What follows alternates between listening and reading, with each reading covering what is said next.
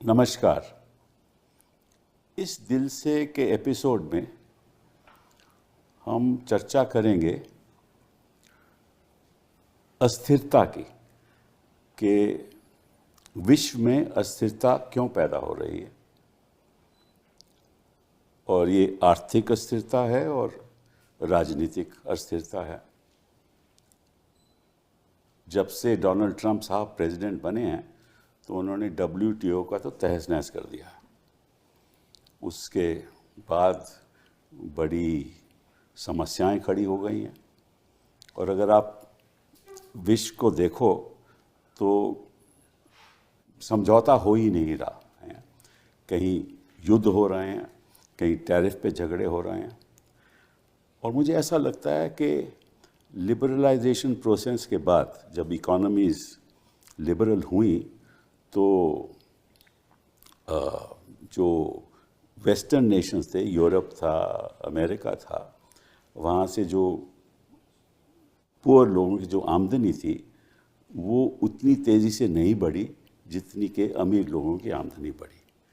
तो वो जो gap rich and the poor था वो बहुत बढ़ गया।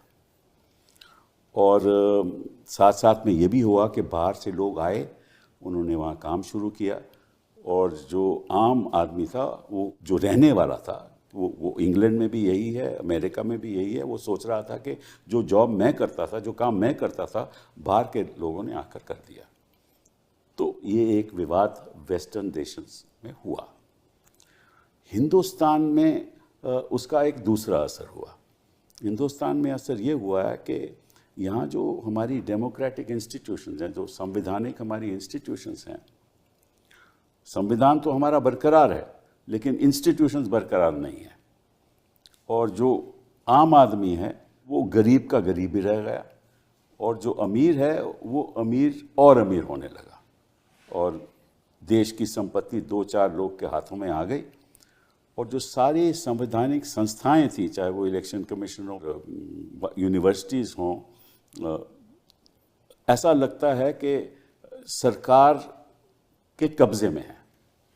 कोर्ट्स तो आज के दिन भी हम नहीं कह सकते, लेकिन लोगों के मन में ये भावना ज़रूर है। और साथ साथ में हमारी जो कूटनीति है उस पर भी बड़ा प्रभाव पड़ा है। पीछे पाकिस्तान के साथ झगड़े हुए, आपको मालूम है ऑपरेशन सिंदूर हुआ। 2015 से ही मदेशी जो लोग हैं नेपाल में, उन्होंने ब्लॉकेट किया, तो एक एंटी इंडिया फीलिंग भी आई। उधर म्यांमार, आपको मालूम है कि वहाँ भी बड़ी स्थिरता है, क्योंकि म्यांमार अपने वो जो जनता है म्यांमार में, जिसको हम जुंटा कहते हैं, वो सारा जो म्यांमार का टेरिटरी है उसके कब्ज़े में नहीं है। इधर श्रीलंका में आपको मालूम क्या हुआ। और जो हमारे बड़े अच्छे संबंध थे हमारे पड़ोसियों के साथ, वो संबंध बिगड़ते जा रहे हैं। मालदीव्स में देख लीजिए।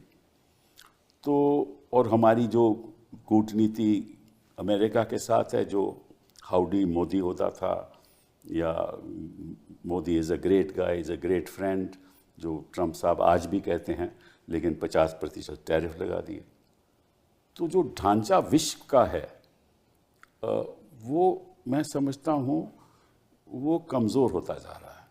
किस तरफ जाएगा, किस तरफ नहीं जाएगा, आज हम चर्चा करेंगे कि हमारी नेबरहुड में, हमारे पड़ोसियों के साथ, ये हमारी आज के दिन जो हमारी बातचीत चल रही है, इस जगह पे हम पहुंच गए हैं कि हमारा कोई दोस्त नहीं रहा।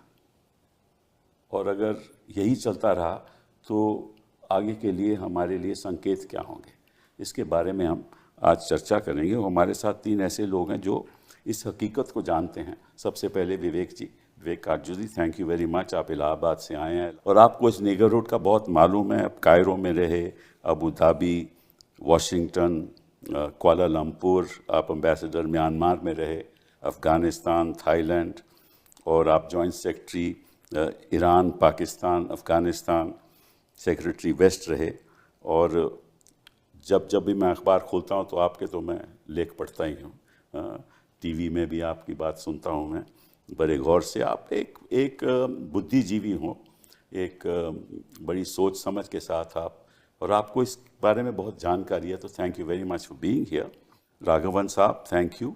1982 batch of the foreign service और PhD फ्रॉम JNU, आजकल JNU की बड़ी चर्चा है और आप इतिहास के बड़े जानकार हैं, आपने कई किताबें भी लिखी हैं मिडीवल इंडिया के ख़ास तौर में, मुगल्स के बारे में, और you have great experience in south Asian policy issues. और आप हाई कमिश्नर टू पाकिस्तान रहे 2013 से 2015 में, आप डिप्टी हाई कमिश्नर भी रहे पाकिस्तान में, तो पाकिस्तान के बारे में जानकारी आपकी ज़बरदस्त है। आप हाई कमिश्नर टू सिंगापुर भी रहे और आपने मिनिस्ट्री ऑफ एक्सटर्नल अफेयर्स में joint secretary Pakistan, Afghanistan, Iran division, and you also served in the United kingdom, Bhutan, Kuwait. तो नेबरहुड के बारे में आप बहुत कुछ जानते हो, and you were director general of the Indian council of world affairs in new Delhi 2018 से लेकर 2021 तक, and author of several books, जिसके बारे में मैं कह चुका हूँ, और आप भी लिखते रहते हैं। आजकल वैसे फॉरेन सर्विस के लोग बहुत लिखने लगे हैं अच्छी बात है, बुरी बात नहीं है। Suhasini ji, I think you been 4 decades you been in the business, 4 in the business, and you know, starting from getting a master's of broadcast journalism from Boston University, worked with CNN's United Nations Bureau in 1994 in New York, joined CNN New Delhi as a producer in 1995. In 1990 to 2005, you were reporting CNN International, reporting from India, Pakistan, Nepal, Sri Lanka, Bangladesh.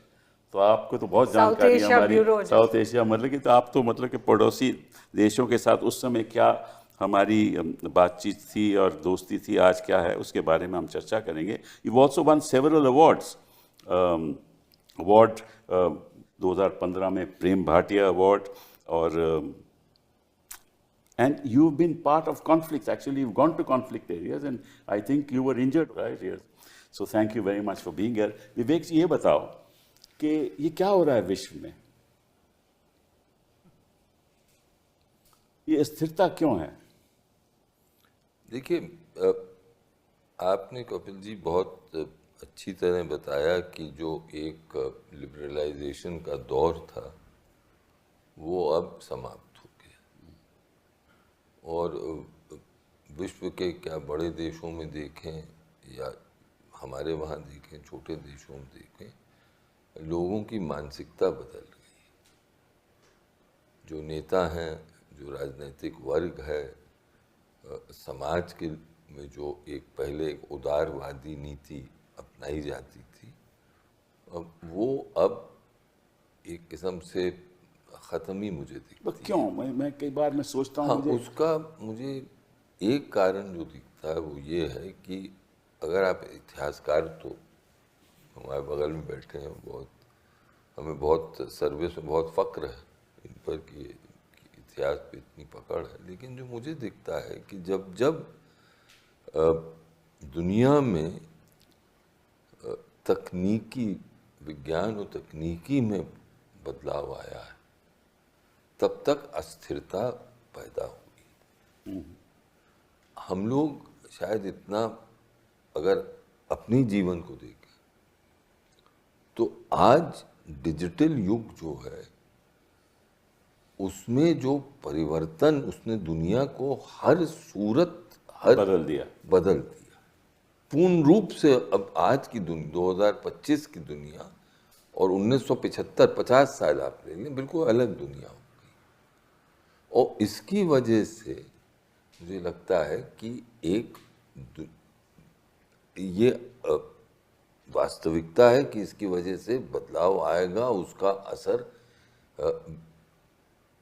जीवन के हर पहलू पर पड़ेगा, चाहे वो राष्ट्र का हो, चाहे वो। सॉरी टू इंटरप्ट यू, आपसे मैं पूछना चाहता हूँ, मुझे ऐसा लगता है कि जो लोकतंत्र, हाँ, जो जो जो सही तरीके से चल रहा था पिछले 10, 20, 25, 30 साल से, और 1950 के बाद लोकतंत्र की संस्थाएं खत्म होती जा रही हैं। देखिए, मजबूत था जो लोकतंत्र, उसकी संस्थाएं खत्म होती जा रही हैं। एक चीज अगर आप देखें, हाँ, एक तो विचारधाराओं में क्लेश चल रहा है, बड़ा क्यों बड़ी जबरदस्त। देखिए, अगर आप हमारा इतिहास उठा के देखें तो उसमें हमेशा दो विचारधाराएं थी।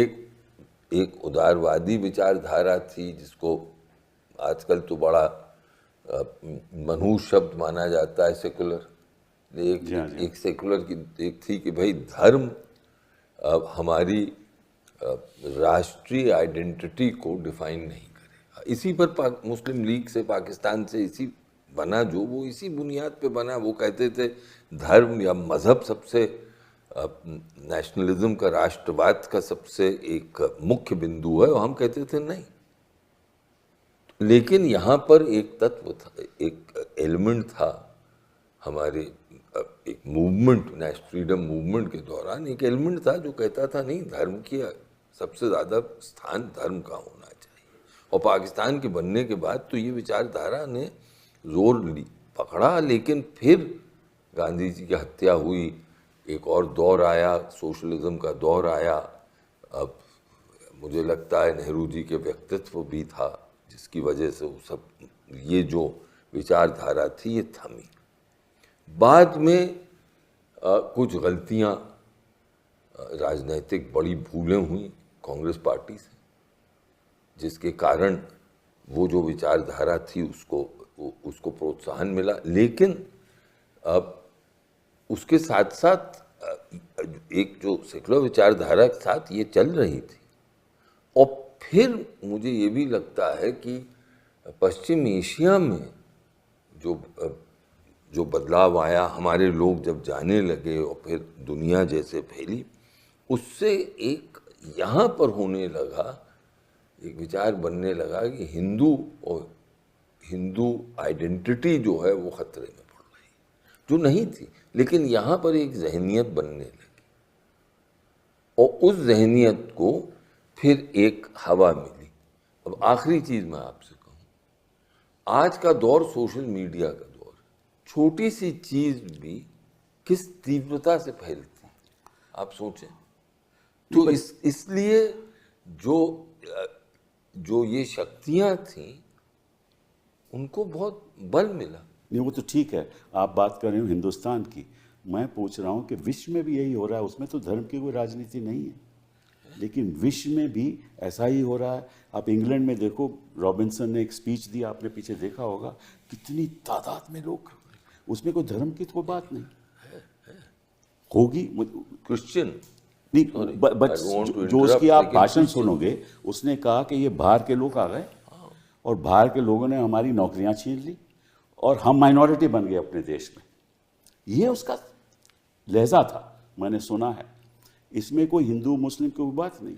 तो विश्व में तो ये हो रहा है कि बाहर के लोगों ने आके हमारी नौकरियां छीन ली और इनको अब बाहर निकालो, तो एंटी इमिग्रेशन मूवमेंट शुरू हो गई। यहाँ सिचुएशन है कि वही कि आप जो आ चुके हैं उनको बाहर निकालो। तो ये जो, और साथ साथ में जो बाकी राजनीतिक जो लोकतंत्र की संस्थाएं हैं वो कमज़ोर हो गई, हर देश में कमज़ोर हो गई। और आप हिस्टोरियन हैं, इतिहास पढ़ाते हैं, पढ़ते हैं, आप बताइए इसके पीछे वजह क्या है? अब एक वजह को ढूंढना या आइडेंटिफाई करना इतना आसान नहीं है। ये बात जरूर सही है कि जिसे हम कहते हैं आइडेंटिटी पॉलिटिक्स या द सर्च फॉर आइडेंटिटी, इस धारणा को काफ़ी ताकत मिली है पिछले 8-10 सालों में। That is very evident. पर इसके साथ साथ कुछ और कारण भी दिखते हैं। अब जैसे अगर आप हमारे खित्ते को देखें, if you look at south Asia, what has happened in Sri Lanka, in Bangladesh, in Nepal, there's not one single reason. In Sri Lanka, what appeared to be a right of center party was thrown out by a popular insurrection, and now what has come in its place is a party which was actually communist. Correct, left on India. In Bangladesh, you had a centrist party, Right. Which had an authoritarian tendency, but it was a centrist party that has been thrown out by a popular insurrection, and what has taken its place appears to be something which is led by Islamists. वही communist में तो नेपाल में communist को निकाल दिया। नेपाल में communist को निकाल दिया। तो कोई एक सिंगल मतलब वजह दिखती नहीं है साफ। तो इसमें आइडेंटिटी पॉलिटिक्स भी तो है। आइडेंटिटी पॉलिटिक्स भी है, पर ये जितने भी हमारे भारत को छोड़ के अगर आप पूरे साउथ एशिया को देखें, मतलब जितने भी देश हैं they are single region countries, you know, they don't have a diverse mix of populations. So identity politics does play a role, but I think the bigger reason very evidently, और जो सबसे मुख्य कारण है, that is the easy reason, जो आसान सा explanation मिलता है वही सही explanation होता है, and the real explanation is governance failure, massive governance failure. अब उसमें technology, social media and all that plays a role in amplifying how great has been that governance failure and how divorced people feel from the ruling elite. So that is certainly a factor which has impacted South Asia. और काफ़ी हद तक मुझे तो ये लगता है कि South Asia has also demonstrated a kind of autonomy, because what is happening in the US or what is happening in Ukraine and what is happening in West Asia, I mean, these are all the meta-narratives which dominate our thinking. But actually, South Asia has gone on its own trajectory. Afghanistan में अगर आप देखिए, you see what happened in Myanmar in 2021 with a military coup. So it is, I think, to my mind, quite apart from what is happening at an international level and at a global level, this is a time when we need to really think about what is happening around us. उस पर चर्चा पे विस्तार से करेंगे, लेकिन एक चीज़ common मुझे लगती है, करप्शन सारी दुनिया में कहीं भी देख लो, वेस्ट में, यहाँ में बहुत बड़ी है, अनएम्प्लॉयमेंट बहुत बड़ी है, रोज़गार पे बहुत फ़र्क पड़ा है, और जो गैप रिच और पुअर में है, अमीर और गरीब में है, वो बढ़ता गया है। हाँ, और क्योंकि सोशल मीडिया इसको दिखाता है, ये है वजह मेरे हिसाब से अस्थिरता की। आप क्या कहती हैं? नहीं, जिस बात से आपने शुरुआत की थी कपिल जी, मैं वहीं पर कहना चाह रही हूँ कि लिबरलाइजेशन के बाद जो हमने देखा 2008-2009 में एंटी ग्लोबलाइजेशन पे आ गया। जैसे आप कह रहे थे, जो अमीर देश थे वहाँ पे लोग कह रहे थे कि हमारी सारी नौकरियाँ तो चीन और इंडिया ले गया। इंडिया, चाइना, रशिया ऐसे देशों में एक धारणा बन गई कि हमारा जो अपना कल्चर है वो चला गया, ये ग्लोबलाइजेशन के आइडेंटिटी पॉलिटिक्स, अमेरिकनाइजेशन, वेस्टर्नाइजेशन जो भी। तो एक ऐसे मतलब सोच बढ़ रहा था ग्लोबलाइजेशन के खिलाफ। 2010s में अगर आप देखें तो वर्ल्ड वाइड हमने देखा कि पॉपुलिस्ट मूवमेंट्स बहुत बढ़ी थी। तो जो लीडर्स एक तरह का कल्चरल नेशनलिज्म, पॉपुलिज्म, अथॉरिटेरियनिज्म इस दिशा में जा रहे थे, डेमोक्रेसीज में वो मतलब बाकायदा इलेक्ट होकर आए थे। एक स्कॉलर हैं जिन्होंने एक किताब लिखी है, व्हाट इज पॉपुलिज्म। उन्होंने 17 ऐसे देशों को देखा जो डेमोक्रेसीज थे, लोकतंत्र थे, जहाँ पे इस तरह का cultural nationalism, grievance politics, populism, और जहाँ पे फॉरेन पॉलिसी, डोमेस्टिक पॉलिसी का एक अंग हो गया, इनको बहुत बढ़ा मिला। अब 2020s पे आ जाइए, यहाँ पर सबसे ज़्यादा शॉक किस चीज़ से हुआ है? कोविड। अगर आप दूसरे देशों को ना देखें, हम सिर्फ साउथ एशिया में देखें, कोविड का क्या असर हुआ, तो अब आप देख रहे हैं कि ये धारणा बढ़ रही है कि नेशनलिज्म से कुछ ज़्यादा है, कुछ ग्रीवेंस है, ग्रीवेंस पॉलिटिक्स पे लोग बढ़ रहे हैं, और सोशल मीडिया जैसे आपने कहा लोग देख रहे हैं। अब कोविड से 3 चीज़ें हुई सारे साउथ एशियन कंट्रीज़ में, और कंट्रीज़ में हो सकी होंगी, लेकिन मैं साउथ एशिया की बात करूँगी। एक तो रेमिटेंसेस, ये सब घट गई, बल्कि बंद ही हो गई क्योंकि लॉकडाउन हुआ था।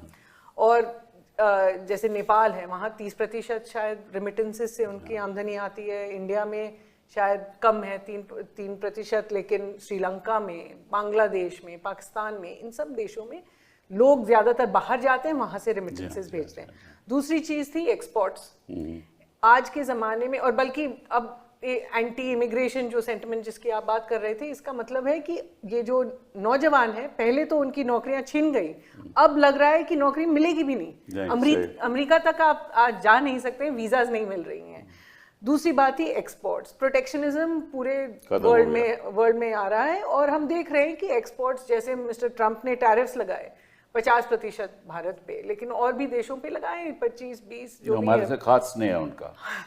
उसकी बात किसी और दिन। लेकिन लेकिन एक्सपोर्ट्स बंद होने से फैक्ट्रियां बंद हुई हैं, यूनिट्स बंद हुए हैं, यहाँ पर भी लोगों को बहुत आक्रोश है इस वजह से। और तीसरा था टूरिज्म। आप नेपाल को देखिए, श्रीलंका, मालदीव्स, इन सब को काफ़ी झटका हुआ है क्योंकि टूरिज्म बंद हो गया था।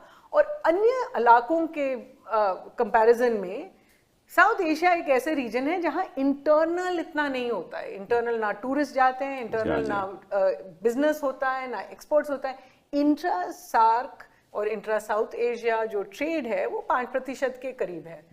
यूरोपियन यूनियन को आप देख लीजिए, वहाँ 50 से 60% उनका जो ट्रेड है, आयात निर्यात, वो अपने देशों में करते हैं। तो जब कोविड का दबाव हुआ तब वो अपनों में वो अपना ट्रेड रख सकते थे, लेकिन यहाँ पर काफ़ी मतलब भारी सदमा पहुँचा है लोगों को। मुझे लगता है इसका लोगों ने ज़्यादातर देखा नहीं, क्योंकि कोविड ख़त्म हो गया, फिर लोगों ने उसके बारे में सोचना बंद कर दिया।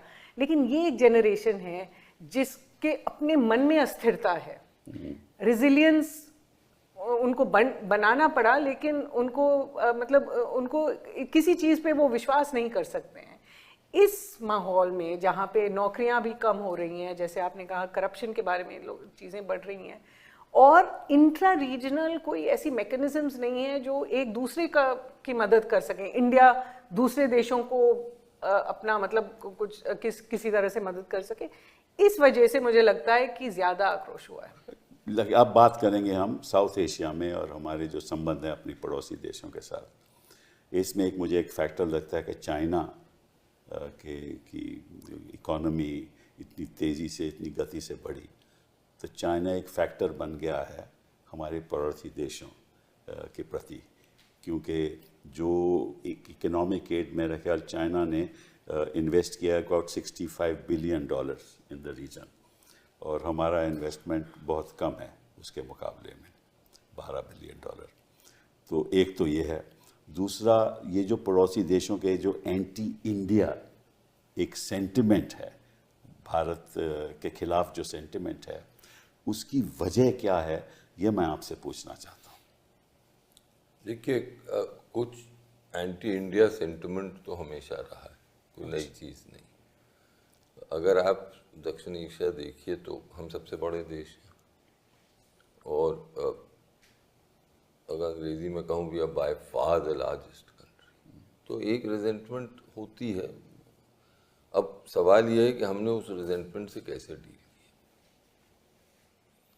मुझे याद है ये कि गुजराल साहब ने एक डॉक्ट्रिन जो उन्हीं के नाम से चली थी, उन्होंने ये कहा था दक्षिण एशिया के देशों से कि देखिए, जब तक आप हमारी सिक्योरिटी को नुकसान नहीं पहुंचाते हैं, हम आपकी पूर्ण मदद करने को तैयार हैं, और अपनी जो हमारी डेवलपमेंट यात्रा है उसमें आपको साथ ले चलेंगे। मोदी जी ने, अगर आपको याद हो, जिस दिन उन्होंने शपथ ग्रहण करी 2014 में, सार्क के सब मुखियाओं को बुलाया और सब आए यहाँ। बिल्कुल।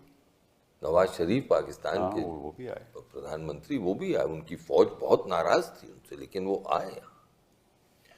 तो मोदी जी ने भी कहा कि सबका साथ सबका विकास, जो उनका स्लोगन था, उसमें पश्चिम एशिया के देश भी शामिल हैं कि भारत उनको अपने साथ ले जाना चाहिए।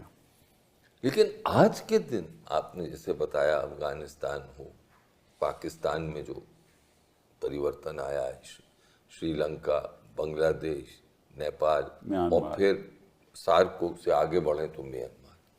तो वो जो एक स्वप्न था कि पहले तो सार्क बंद हो गया, अच्छे कारण थे जिसकी वजह से बंद हुआ, लेकिन बंद हो गया। उसके बाद बिम्स्टेक का हमने सोचा, बिम्स्टेक भी बांग्लादेश के बाद खत्म है, नेपाल क्या करवट लेगा भी पता नहीं।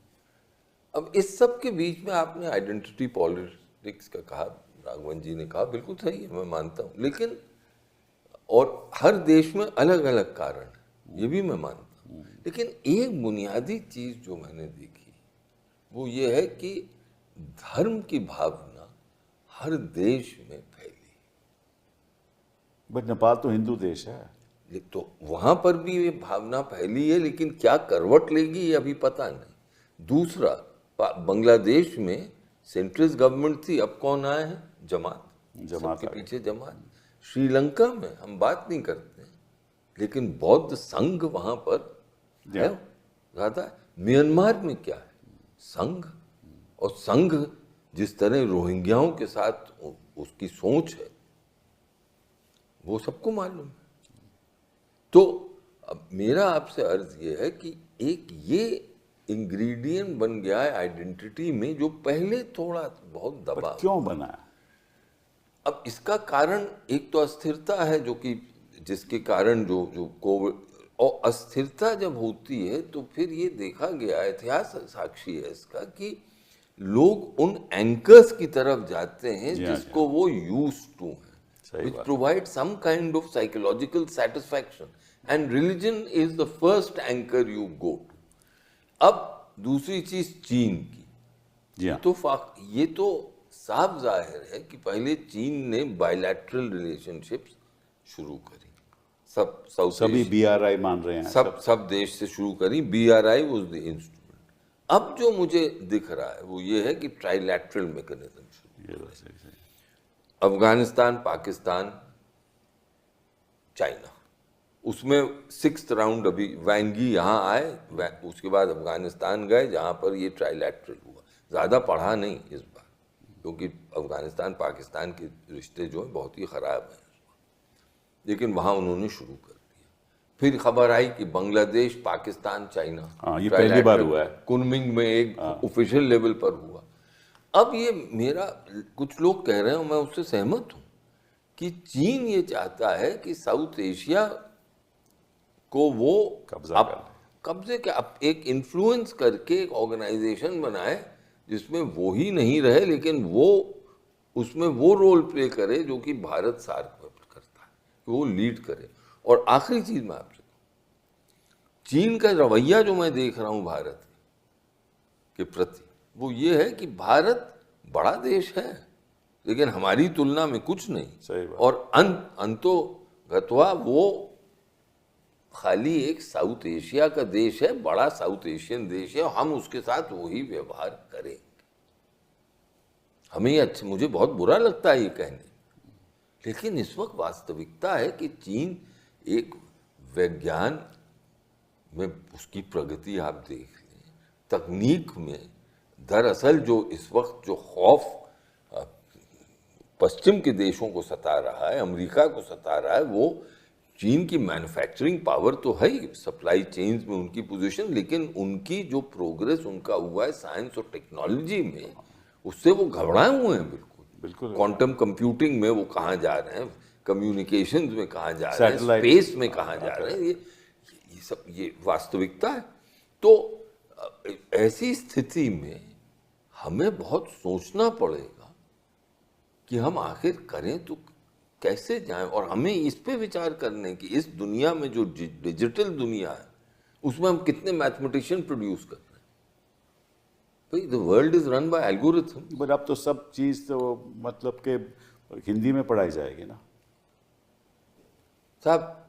हिंदी में आप गणित पढ़ाएं, मुझे कोई उसमें इतराज नहीं, अच्छी बात है, लेकिन जब तक आप अच्छे मैथमेटिशियंस विश्व स्तर के बना दें, जो कि हम कहते हैं बनाते थे एक वक्त, बनाते हाँ, वो आप कर दें, किसी हिंदी में करें, क्षेत्रीय भाषाओं में करें, बिल्कुल ठीक, लेकिन बनाएं तो उस पर जोर तो दें। ज्यादा जोर हो रहा है कि हम प्राचीन में काल में कितनी महाशक्ति थे, वाकई थे, सर्जरी करते थे, लेकिन प्राचीन काल से ज्यादा वर्तमान को तो देखें और भविष्य को देखें।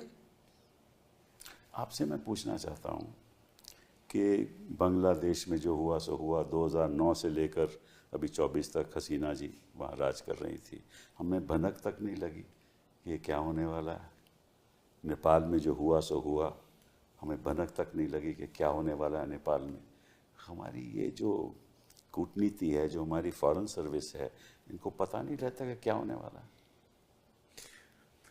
मेरे विचार में कुछ हद तक तो पता था, पर वो इतने जल्दी से और इस स्तर का बदलाव होगा इसकी किसी को भनक नहीं थी। और दूसरी बात ये भी हमको एक चीज़ समझनी चाहिए कि it's not easy to always steer events in the direction we want. जो बांग्लादेश में हो या नेपाल में हो, श्रीलंका में हो, अपने आप में हम हर पूरे उस प्रोसेस को कंट्रोल नहीं कर सकते. Knowing one's own limitations is also important. ये बात मैं आपकी मतलब पूरी तरह से मानता हूँ कि हमारे खित्ते में क्या हो रहा है उसके बारे में हम कुछ कर सके या ना कर सके वो दूसरी बात है, पर हो क्या रहा है वो उसकी जानकारी हमें हमेशा रहनी चाहिए. अब देखो सऊदी अरेबिया के साथ अब समझौता हो गया, एक डिफेंस का डील हुआ है पाकिस्तान, और हमें पता था, हम कहते हैं कि हमें पता था, वो तो जो हम कर क्या रहे थे विदेश. पर इसमें वही मैं कहूँ कि there are limitations to what you can do. ये जो डील हुई है सऊदी अरेबिया और पाकिस्तान के बीच, इसमें what role could we have played to prevent it, because इसमें पाकिस्तान और सऊदी अरेबिया के जो रिश्ते हैं वो बहुत पुराने हैं और बहुत गहरे हैं. एंड पाकिस्तान ने हमेशा काफ़ी हद तक सऊदी अरेबिया के साथ एक डिफेंस और मुझे लगता है कि हिंदुस्तान थोड़ा आइसोलेट हो रहा है. मेरी अपनी राय है, मैं गलत भी हो सकता हूँ, कि साउथ एशिया में आइसोलेट हो रहा है, विश्व में आइसोलेट हो रहा है. हमें मालूम नहीं हम किस तरफ जाएं. चीन के साथ हम जा नहीं सकते, अमेरिका हमें तंग कर रहा है, हाँ, टैरिफ बढ़ा रहा है और हमें कोई राहत मिल नहीं रही. तो और जो पैलेस्टाइन के साथ हो रहा है हम कोई बयान नहीं दे पा रहे. तो हमारे दोस्त कहाँ हैं? जो आप कहीं भी चले जाओ, कोई ऐसा दोस्त हमारे साथ खड़ा नहीं हो रहा. पाकिस्तान के साथ तो फिर भी लोग खड़े हो रहा है. कुछ बदलाव तो जरूर है. कोई तो राजनीति में इसमें कोई कमी होगी, आप बताइए. नहीं, मैं कहूँगी कि हाँ ज़रूर सऊदी अरेबिया और पाकिस्तान के बहुत पुराने रिश्ते हैं. 50 साल से मिलिट्री इनकी एक साथ काम कर रही है, लेकिन हमारे भी अच्छे रिश्ते थे सऊदी अरेबिया के साथ. प्रधानमंत्री अभी अप्रैल में वो गए थे, जिस दिन पहलगाम का अटैक हुआ था वो रियाद में थे और स्ट्रेटेजिक पार्टनरशिप बना रहे थे सऊदी के साथ. ऐसा नहीं है कि सऊदी को पता नहीं होगा कि भारत पे क्या असर होगा इस तरह के म्यूचुअल डिफेंस पैक्ट का. और आप अगर उसे पढ़ें तो वहाँ लिखा है स्पष्ट तौर से उनके जॉइंट स्टेटमेंट में, जिसमें उन्होंने विवरण किया है अपने एग्रीमेंट का, कि an aggression against one of us और against either of us will be an aggression against both of us. अब आप मुझे बताइए, ऑपरेशन सिंदूर अभी खत्म नहीं हुआ है. प्रधानमंत्री जी ने कहा है कि ऑपरेशन सिंदूर अभी चलता रहेगा. आप पाकिस्तान के साथ एक वॉर लाइक सिचुएशन में हो और इस वक्त अगर आपको किसी तरह कोई ऑपरेशन करना पड़े पाकिस्तान के खिलाफ, अब सऊदी अरेबिया उसके बीच में आ जाएगा. चीन भी साथ और सऊदी अरेबिया और भी ये एक साथ. नई बात है. पहले मैं ज़रूर कहूँगी कि पहले के बहुत रिश्ते थे सऊदी अरेबिया और पाकिस्तान के, लेकिन 2006 के बाद जब से हमारा स्ट्रेटेजिक पार्टनरशिप हुआ है, सऊदी अरेबिया ने बहुत सेंसिटिविटी के साथ भारत और पाकिस्तान के साथ रिश्ते बनाए हैं.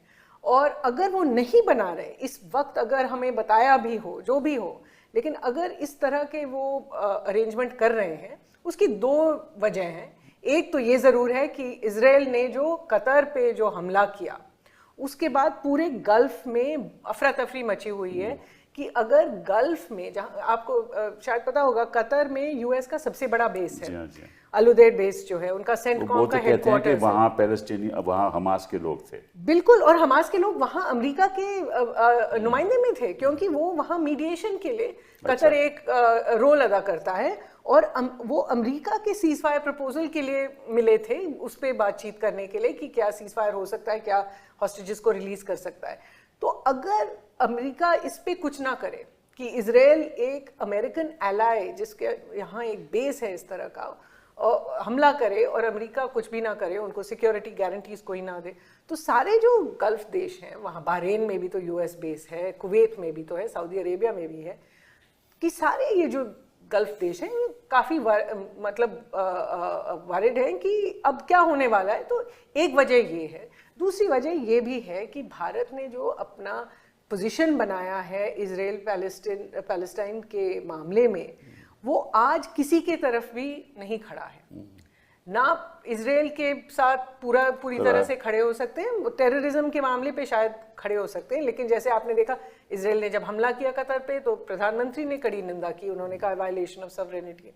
और ना पैलेस्टीनियंस के साथ वहाँ 65,000 लोग मरे हैं, उनमें से 20,000 बच्चे हैं. और भारत ने शायद मुश्किल से 2 ऐसे स्टेटमेंट्स दिए होंगे पिछले साल में जिसमें उन्होंने कहा है कि ऐसी चीज़ें होनी नहीं चाहिए. ये नहीं कि कौन कर रहा है, किस पे कर रहा है, किस तरह से उन पर गुजर रही है. तो मुझे लगता है हम ना घर के ना घाट के बन गए हैं. तो गल्फ में हमारी जो हस्ती थी वो शायद उसमें थोड़ी सी वो घटी है। तीसरी बात ये है कि भारत और पाकिस्तान के बीच में ये जो ऑपरेशन सिंदूर हुआ, उसके बाद हमें आज तक हमें सोचना चाहिए कि हमने क्यों, जो पार्लियामेंटेरियंस जब गए थे, इनफैक्ट आपके शो पे शायद राय पहली बार बताई गई थी, लेकिन वो जब वापस आए तो उन्होंने क्या कहा? उन्होंने कहा कि गल्फ देशों में हमें बार बार पूछा जा रहा था कि आप पैलेस्टीनियन के बारे में क्यों नहीं, पैलेस्टाइनियन के बारे में, और हमारे देश में माइनॉरिटीज की क्या स्थिति है। अगर हम सेल्फ रिफ्लेक्ट नहीं कर सकते हैं कि हमारी किस तरह से हमारी इमेज बन रही है वर्ल्ड में, और हम बस कहते रहे कि विश्वगुरु विश्वमित्र जो भी है, तो इस तरह से तो कूटनीति नहीं बनेगी। कूटनीति तभी बनेगी जब हमें, एज एम्बेसडर राघवन सेड, कि we must also have the humility to know what the situation is. अब देखो नेपाल की बात करते हैं। नेपाल में ओली सत्ता में आए, 2020 में आए, फिर दोबारा सत्ता में आए, ठीक है ना, और उन्होंने स्टेटमेंट दी कि भाई लिपुले और काला पानी उन्होंने क्लेम किया, हाँ, और उस पर नाराज़गी थी। तो हमें ये नहीं मालूम था कि नेपाल में ऐसा बदलाव आने वाला है, चीन के साथ ये मिलेंगे, हमारा नुकसान हो जाएगा, हम अपने के साथ रिश्ते अच्छे रखेंगे, क्योंकि नेपाल तो एक लैंडलॉक्ड कंट्री है ना, बिना हमारे तो उनका कुछ हो ही नहीं सकता। सारा पेट्रोलियम प्रोडक्ट यहाँ से जाता है, सब वस्तुएं यहाँ से जाती हैं। और फिर मधेशी हुआ तो उन्होंने हमें ब्लेम किया कि हमारी वजह से ब्लॉकेट हो रहा है। तो ये तो एक इतिहास की बात है, ये 2015 की बात है। तो हमें मालूम है कि भाई नेपाल में हमारे खिलाफ एक एंटी इंडिया फीलिंग हो रही है, लेकिन हमने उसके बावजूद कुछ नहीं किया, कोई कदम नहीं उठाया। और ये क्यों? मुझसे पूछ। हाँ, आपसे पूछ। देखिए, नेपाल में भी एक एंटी इंडिया फीलिंग थोड़ी बहुत हमेशा, वो शुरू से रही। वही छोटा देश बड़ा देश। अब नेपाल में भारत उनकी, चाहे हम चाहें या ना चाहें, उनकी अंदरूनी राजनीति का एक हिस्सा बन जाता है, इनेविटेबली बन जाता है। हम चाहे कितने भी किनारा कशी करें, वो आपस में जब बात करते हैं तो भारत की आ ही जाती है। अब जहां पर हम समझ नहीं पाए वो ये कि इतनी तीव्रता से ये आंदोलन जो है ये बढ़े। अब उसमें बहुत लोग तो एक कॉन्स्पिरेसी थियरीज बना रहे हैं। हाँ, करेक्ट। लेकिन उसका जो ट्रिगर था, चाहे कोई भी थियरी अब बनाए, वो सोशल मीडिया बैन था। अब यहां पर इसमें आपकी एक कमी होती कि आप छोटे देश में भी उनको सलाह दे सकते हैं कभी कभी कि भाई ऐसा कदम मत उठाओ जिससे जनता भड़के और उस एक ऐसी आग लगे कि तुम कंट्रोल नहीं कर पाओ। लेकिन वो फाइनली डिसीजन तो वही लेता है। और यहाँ मुझे लगता है कि एक बार जब ओली साहब को भी समझ नहीं आया, हाँ करेक्ट, उन्होंने पहले बहुत सख्त कदम उठाए, 19 बच्चों को मारा। वो बच्चे थे भी कितने, 12 साल 14 साल 16 साल, उनको मारा। और अगले दिन तो फिर जो आग भड़की तो वो उसने सबको तहस नहस कर दिया। अब ये क्या हमें समझना चाहिए था कि सामग्री बन रही है, भावनाएं यूथ में बढ़ रही हैं, और वो कह क्या रहे हैं, नेपो किड्स। उनको भी यही आप जो कह रहे हैं कि खाई बढ़ रही है गरीबों में और अमीरों में, वही वो बात वही है। हाँ, इसमें एक और मैं आपसे अर्ज करना चाहता हूँ,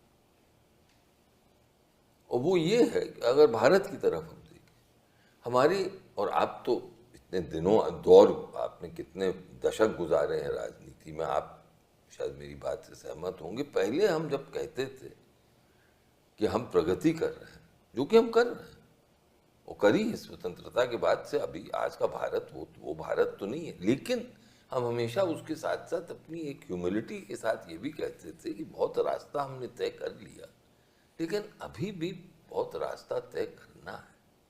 हम ये कहते थे कि हमारी कृषि में एक विशेष मुश्किलें, 50% लोग आपकी कृषि में हैं, 15% GDP वहाँ से आता है, जो साफ जाहिर है कि कृषि की क्या हालत है, किसान की क्या हालत है, गुर्बत कितनी, और हम उसको छुपाते नहीं थे। आप छुपाते हैं, हम उसको अपनी प्रगति के साथ साथ ये भी कहते थे कि भाई अगर हम ट्रेड एग्रीमेंट कर रहे हैं तो फिर हमें एग्रीकल्चर की तरफ ध्यान देना ही होगा। हम वो उस पर हम उसको उन लोगों को नज़रअंदाज नहीं कर सकते। लेकिन अब मैं ये देखता हूँ कि हमारे नैरेटिव में, शायद मेरे सहयोगी इसको मुझे गलत समझें या गलत कहें कि मैं गलत कह रहा हूँ, हमारे नैरेटिव में आजकल खाली एक ये दिखाया जा रहा है कि हमने यहाँ प्रगति करी, हम अब थर्ड लार्जेस्ट इकॉनमी होंगे। हाँ बिल्कुल। ये भूल जाते हैं कि थर्ड लार्जेस्ट इकॉनमी के साथ साथ हमारी पर कैपिटा इनकम क्या है। बिल्कुल सही। कि हमारी ह्यूमन डेवलपमेंट इंडस्ट्रीज में कहीं जगहों तो सब सहारन अफ्रीका के नीचे सही बात है, सही कि रिच एंड पुअर का गैप कितना हम बड़ा है। कूटनीति से दूर हो गए जरा। नहीं, हम अगर इस हकीकत को दुनिया के सामने बयान करने में शर्माते हैं तो हमें शर्माने, पहले तो हम नहीं शर्माते थे, क्योंकि अगर 1947 देखिए और आज का भारत देखिए तो वो दुनिया मानती कि आपने बहुत प्रगति की है और दुनिया आपकी प्रगति से इम्प्रेस्ड है। अब मैंने देखा वो क्या जो अमेरिका का ट्रेजरी सेक्रेटरी, नहीं लुटनिक या ट्रेजरी सेक्रेटरी ने शायद, कॉमर्स सेक्रेटरी तो लुटनिक है, वो ट्रेजरी बेसेंट है शायद, उनमें से एक किसी ने कहा कि आप 140 करोड़ के देश हैं, आप इतने महान बड़े देश हैं, इतनी economy, you can't buy a bushel of corn from us, कि एक मक्के की आप थोड़ा मक्का हमसे नहीं खरीद सकते। अब उस क्या दिखाता है कि उसके जहन में भारत की जो मुश्किलें हैं, जो भारत की गुर्बत है, उस पर नजर नहीं है, क्योंकि आपने वो नजर ढकने की कोशिश करी। हम, अगर आप इजाजत दें तो मैं कहूं, एक पुलिस एजेंसी सिक्योरिटी के लिए व्यू कटर्स लगाती है जानते में क्या आप भी व्यू कटर्स की वहां कहीं, और वो व्यू कटर्स का एक व्यू कटर्स तब भी लगते हैं कि अगर कोई नेता जा रहा है, विदेशी नेता आया है, उसके मार्ग पे कुछ धब्बे हैं तो व्यू कटर लगा के वो धब्बों को थोड़ा ढकने की कोशिश होती है। सही बात। तो हम अब अपनी नैरेटिव में व्यू कटर पे व्यू कटर पे व्यू कटर लगाते जा रहे हैं और मुझे लगता है कि वो नहीं लगाना चाहिए। अच्छा, मैंने इनसे नेपाल के बारे में पूछा, बांग्लादेश में भी ऐसा ही हुआ। अब ये तो नहीं कि बांग्लादेश के बारे में ये कहा नहीं जा रहा था कि वहाँ की जो सरकार है वो सही तरीके से इलेक्शन नहीं कराती, कहा जा रहा था, विश्व के लोग कहते थे वहाँ करप्शन बड़ी ज़्यादा है, दूसरी पार्टी को जेल में रखा हुआ है, कहते थे ना। तो हमें मालूम था कि किस दिन तो बम फटेगा, और फिर भी हम कहते रहे और कभी सलाह नहीं दी हसीना जी को हमने। तो वो जो नेपाल में हुआ वही बांग्लादेश में हुआ। तो ये कहीं ना कहीं आप दोनों फॉरेन सर्विस में हैं, इसलिए मैं नहीं चाहता कि आप कोई धंधा करें, लेकिन कहीं ना कहीं तो चूक है। नहीं, उनको दी सलाह शायद दी और उन्होंने शायद ली नहीं। ये सही बात है, ये कई बार दी। और हो सकता है कि सलाह ये 2-3 बार या शायद ज़्यादा भी दी, और कुछ हद तक काफ़ी लोग बांग्लादेश में भी ये सलाह दे रहे थे कि बात बहुत आगे बढ़ रही है। पर जैसे मैंने कहा कि कुछ हद तक हमारे भी लिमिटेशंस हैं। एक हद से आगे आप अपने नेबरिंग कंट्रीज़ में उनको कह नहीं सकते कि आपको ऐसे करना चाहिए। अगर वो गलती भी कर रहे हैं तो उनकी खुद की गलतियां हैं। That is what sovereignty in the end means, and you should not even try it. अगर कोई गलती कर रहा है तो फिर दूसरी साइड से आपको बातचीत करनी चाहिए ना। चलिए मान लिया कि हसीना जी गलत कर रही थी, आपको मालूम था कि दूसरी साइड, ये स्थिति तो ना आती कि आज के दिन चीन, पाकिस्तान और बांग्लादेश पहली बार मिले हैं 2071 के बाद, इससे पहले तो कभी मिले नहीं। तो आप इतना तो कर सकते हो कि दूसरी साइड से, of course there are many things we can do, इसलिए मैंने ये सवाल पूछा। ये नहीं देखिए, there are many things we can do, and sometimes hindsight से और भी चीजें होती हैं जरूर कि हम करनी चाहिए थी। पर मेरे विचार में I think the point also is कि हमने, क्योंकि एट दिस पॉइंट कि हम मतलब अपने खुद के नैरेटिव में इतना खो गए that we actually started thinking too much about the wider world and not enough about our region. मुझे लगता है हम अपना मुकाबला वर्ल्ड के सबसे बड़े देशों के साथ करते हैं। ठीक है, अच्छी बात है, always one should look up, but हम अपने गिरेबान में जो हो रहा है, उस पर इतनी नज़र नहीं लगा सकते। और हम ये भी करते हैं कि जो हमारे नेबरहुड में होता है उसके साथ हम सहानुभूति नहीं दिखाते हैं, सेंसिटिविटी नहीं होती है, एम्पैथी नहीं होती है। हमारा ये मानना होता है कि हमारा जो नेबरहुड है, एक मैं कहती रहती हूँ, एक जैसे रिंग ऑफ फायर है, आग का गोला है हमारे इर्द गिर्द, और ये आग का गोला कभी भी भड़क सकता है, तो ये इन लोगों से किसी तरह हमें पीछा छुड़ाना है। अब पीछा तो नहीं छुड़ा सकते, ज्योग्राफी इज हिस्ट्री। हाँ बिल्कुल। और अगर हम इन देशों के साथ आगे बढ़ सकते हैं तभी हमारी तरक्की हो सकती है, इसके बगैर हमारी तरक्की नहीं होगी। इसके अलावा जो आप अभी शायद जिसका जिक्र कर रहे थे कि वहाँ पर जो लीडरशिप होती है, उसके साथ हम एक ये जो रवैया करते हैं कि हमारे जो लोग हैं और दूसरे लोग हैं, हमारे फेवरेट्स हैं जो इलाके में हैं। आप बांग्लादेश में देखिए, आप शायद कह रहे थे कि हसीना के तरफ झुकाव ज़्यादा था। नेपाल में आप देखिए, पहले ये रिवाज हुआ करता था, कोई ऐसे ट्रेडिशन था कि पहला कदम जो बाहर ले कोई भी नेता हमारे इर्द गिर्द, वो भारत की तरफ लेंगे। केपी शर्मा ओली जुलाई 2024 में प्रधानमंत्री फिर से बन के आए। हम उनसे नाराज़ थे, पहले भी नाराज़गी थी और उनके साथ रिश्ते अच्छे नहीं थे। उन्होंने मांगा कि वो भारत आना चाह रहे थे, हमने उनको न्योता नहीं दिया, तो चीन चले गए। वो 3 महीने रुक के फिर चीन चले गए। चीन बल्कि 2 बार जा चुके थे और अब भारत आने वाले थे। अब इस वक्त में हमने काफ़ी कुछ जो ग्राउंड पे जो हालात होते ना, उस पे नज़र नहीं रखी, क्योंकि इनके साथ नाराज़ थे। ये मालदीव्स में भी हो चुका है। जो नए प्रेसिडेंट आए थे, उन्होंने पूछा कि मैं भारत आ जाऊं, हमने कहा थोड़ा रुक के, हम थोड़ा सोच के बताएंगे, वो टर्की चले गए। फिर उसके बाद हमने काफ़ी कुछ किया, मुशक्कत की उनसे ताल्लुक ठीक करने के लिए। लेकिन क्या होता है कि हम अगर एक लीडर से नाराज़ हैं तो हम पूरे देश को ही दखल अंदाज कर देते हैं, साइड में कर देते हैं। नहीं, बट लेकिन देखिए, आप ही से मैं बात करूंगा कि श्रीलंका में जब ये हुआ, हमने तुरंत $4 बिलियन की उनको एड दी।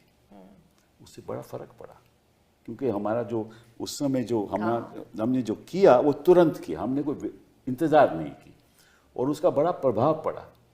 और आज के दिन भी हमारे हालांकि वो कम्युनिस्ट सोच के वहाँ बैठे हुए हैं, आज के दिन में हमारे ताल्लुकात ख़राब नहीं हैं। तो हमें, क्योंकि हमने सहानुभूति दिखाई उस वक्त, इसीलिए मैंने उदाहरण श्रीलंका का लिया। उसके थोड़े पहले भी हम कर सकते थे, लेकिन हमने किया जब किया। करेक्ट। तो ये चीज़ें हम कर सकते हैं, और हमने वो मतलब कि हम प्रोपेगेंडा में ज़्यादा, I am sorry to say that, propaganda में ज़्यादा बिलीव करते हैं, रियलिटी में अब देखते नहीं। मैंने एक डिप्लोमेट से एक बार कहा था कि दाने दाने पे, पहले तो कहते थे दाने दाने पे खाने वाले का नाम लिखा है, अब दाने दाने पे देने वाले का नाम लिखते हैं हम कि ये कम फ्रॉम इंडिया, जो राइस की बोरी है, जो वीट की बोरी है। मैं एक इस पे कह दूं, मैं अफगानिस्तान में एम्बेसडर था, तो ये अमूमन सब जगह लिखा जाता है gift from US, gift from this place. मैंने अपने साथियों से कहा कि देखो, अफगान को मालूम है कि भारत क्या कर रहा है। आप कभी भी अपने मुंह से नहीं कहिएगा कि ये भारत ने आपके लिए किया है, बिल्कुल, या भारत ने आपको बसें दी, या भारत आपको गेहूं, आपकी पार्लियामेंट बिल्डिंग बना, गंदुम दे रहा है, भारत ये कर रहा है, भारत वो कर रहा है, कभी अपने मुंह से नहीं कहा। तो एक ने पूछा क्यों साहब, ये तो सब करते हैं, तो ये अंतर्राष्ट्रीय दस्तूर है। मैंने कहा उसके 2 कारण। पहला कारण ये है कि अफगान जो है इस वक्त बुरी हालत में है, उसके दिल पे क्या बीतती है ये सोचो। जब यूं आदमी करता है हाथ, तो उसके आप सोचें कि आप यूं हाथ फंसा रहे हैं, तो उसके।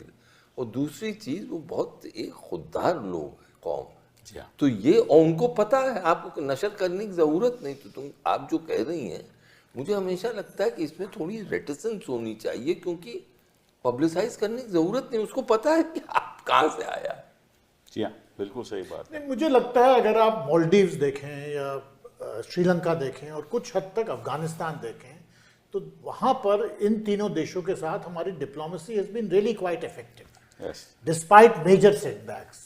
और उसकी वजह यह है that diplomacy was conducted with great sensitivity and very clinically, Bangladesh और पाकिस्तान के साथ सबसे बड़ी समस्या ये है कि फॉरेन पॉलिसी, डिप्लोमेसी और डोमेस्टिक पॉलिटिक्स में कोई खास अंतर रहता नहीं है। नहीं, देखिए, जब वो आरोप लगा रहे थे कि वहां से घुसपैठी आ रहे हैं, लगा रहे थे ना बांग्लादेश पे, उस पे भी असर पड़ता है, बांग्लादेशी पे असर नहीं Citizenship पड़ेगा। Amendment अगर आप Act इंटरनल पॉलिटिक्स करोगे ऐसे तो नेचुरली आपके रिश्ते खराब होंगे, और आपको इस पे भी सोचना चाहिए। आफ्टर ऑल विद मालदीव्स एक टाइम पर काफी बुरी बहुत स्थिति हो बुरी गई स्थिति, थी। उन्होंने कहा ट्रूप निकालो अपने। But then we were able to manage the situation quite well, and I think it was good diplomacy No, I which has think- worked with. But we have not had the same success with Bangladesh, but also to a great extent with Pakistan. नहीं, पाकिस्तान के Well, साथ I will only add this, that I think we could have avoided the situations we got into in Afghanistan and the Maldives. Sri Lanka is a case apart. That's right. But I agree that I think at the after end, initial mistakes, we corrected the- Yes, we did a course correction. I think that in Maldives it's far better today. It's Yes, it is, it is. But in Afghanistan, I do think that we are being a little diffident. We need not be that. China, Russia has openly recognized them. I'm not saying recognized them. Pakistan They're not talking to them, ऐसी बात नहीं, हम बात तो कर रहे हैं उनसे, लेकिन मुझे लगता है कि थोड़ा सा और आगे बढ़ना।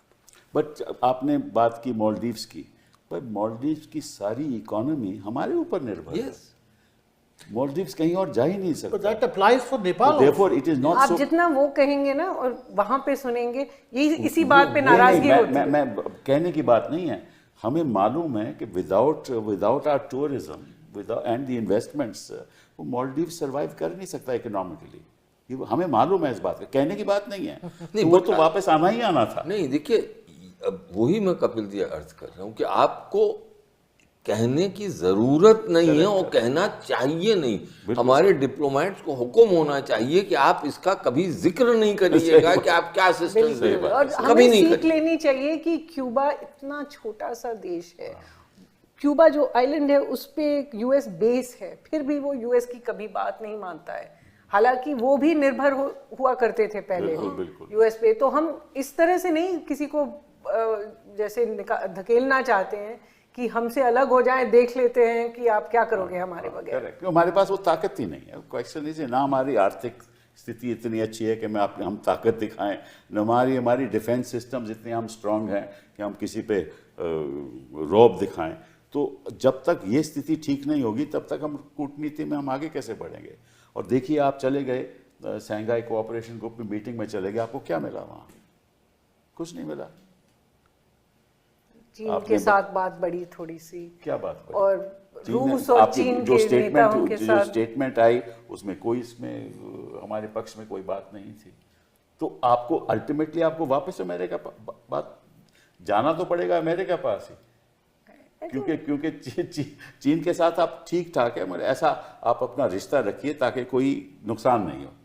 लेकिन अगर बढ़ना है तो फिर अमेरिका के साथ ही बढ़ना पड़ेगा, और तो कोई रास्ता नहीं। आई थिंक थोड़ा कपिल बैलेंस तो करना पड़ेगा। अमेरिका के आप जो कह रहे हैं, अमेरिका का बाजार हमारे लोगों के लिए बहुत ज़रूरी है, क्योंकि बहुत कैपिटल इंटेंसिव एक्सपोर्ट होता है। आज ही मैं पढ़ रहा था कि साउथ में जो माइग्रेंट लेबर वहाँ के टेक्सटाइल इंडस्ट्रीज में काम कर रहा हूँ, हाँ, तिरुपुर में, वहाँ से वो उनका पलायन हो रहा है, क्योंकि वो तो कारपेट इंडस्ट्री में मुझे मालूम है क्या हाल है। और सब अरे एमएसएमई सेक्टर खत्म सब हो आप गया। देख लीजिए, उनको ये पता है सबको, तो उनसे कुछ न कुछ तो समझौता करना पड़ेगा। चीन, मेरा अपने पर्सनल व्यू हो सकता है मैं गलत हूँ, कि लॉन्ग टर्म में आपका स्ट्रेटेजिक राइवल है, ये वास्तविकता है। इससे रूस से पारंपरिक रिश्ते हैं, ठीक रखने हैं, थोड़ी दूरी आ गई थी, लेकिन एक परसेप्शन आ गया था भारत में, और अब मैं कहूँ विश्व के कई हलकों में, कि भारत का रिलेशनशिप से with America is now superseding it's other relationships in a very big way. I don't know, आप ज़्यादा सबसे बात करती हैं, आप हम लोग तो रिटायर्ड हैं। नहीं, मुझे लगता है 2016 के बाद जब प्रधानमंत्री नरेंद्र मोदी ने कहा था कि we have shrugged off the hesitations of history, तब लोगों ने काफ़ी सराहना की थी कि अमेरिका के साथ एक अच्छा मतलब रिलेशनशिप होना चाहिए, लेकिन एक रिलेशनशिप ऑफ इक्वल्स। उसके बाद मुझे लगता है कि चाहे वो क्वाड पे था, चाहे वो जो अग्रीमेंट्स हमने साइन किए हैं अमेरिका के साथ, जो अमेरिका का रुख बन गया कि यहाँ पर डिप्लोमेट्स आते थे और चीन के खिलाफ या रूस के खिलाफ, ईरान के खिलाफ कुछ ना कुछ पब्लिकली बोल देते थे, इस सब का एक असर हो गया कि लगने लगा कि भारत भी वेस्टर्न कंट्रीज की तरफ बन गया था।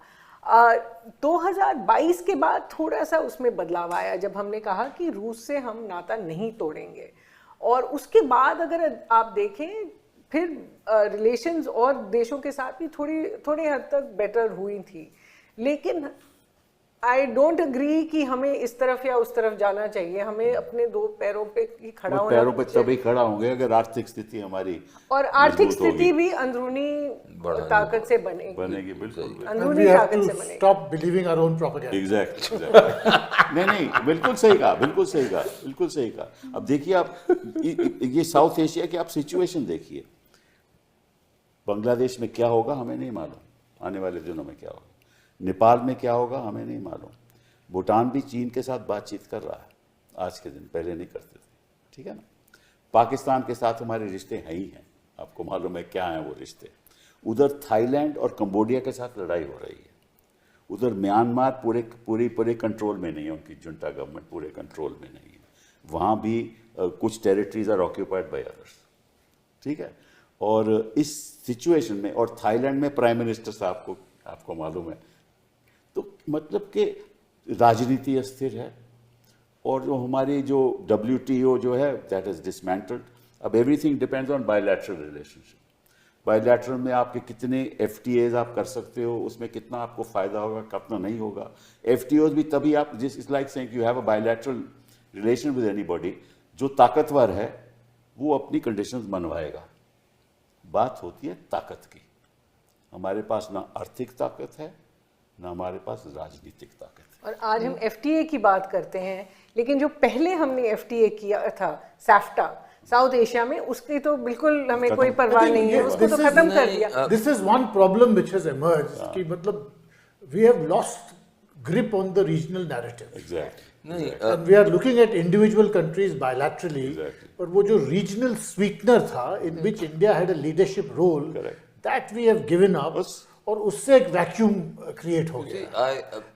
सही बात। आई वुड सबमिट कि ऐसा नहीं है कि आर्थिक ताकत नहीं, पूरा मैं कह दूं, नहीं पूरा तो कभी नहीं हो सकता। पूरा आर्थिक ताकत नहीं है, लेकिन हमें जो हमारी ताकत है उसको एग्जैजरेट नहीं।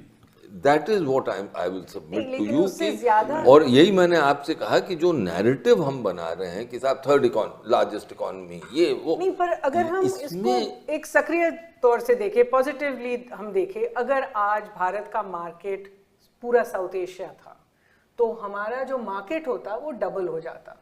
अगर हम रिसोर्सेज को साउथ एशिया से ले पाए, टूरिज्म, स्टूडेंट्स, बिजनेस प्रोफेशनल्स की वीज़ाज हम खोल देते, तो जो साउथ एशिया ही होता उससे ही हमें ताकत मिलती। लेकिन हमने आज साउथ एशिया को बिल्कुल नकार दिया है। अब हम जो करते हैं, जैसे आपने कहा, बायलैटरल तौर पे कुछ देशों के साथ ठीक होगा, लेकिन वैसे हम आप सिंगापुर देखेंगे या जापान देखेंगे या अमेरिका देखेंगे या यूरोप देखेंगे, साउथ एशिया को जो हम एक रीजन की तरह हम देखते थे, आज हम देखते नहीं हैं, और उससे हमें काफी नुकसान है। तो उसकी गलती किसकी?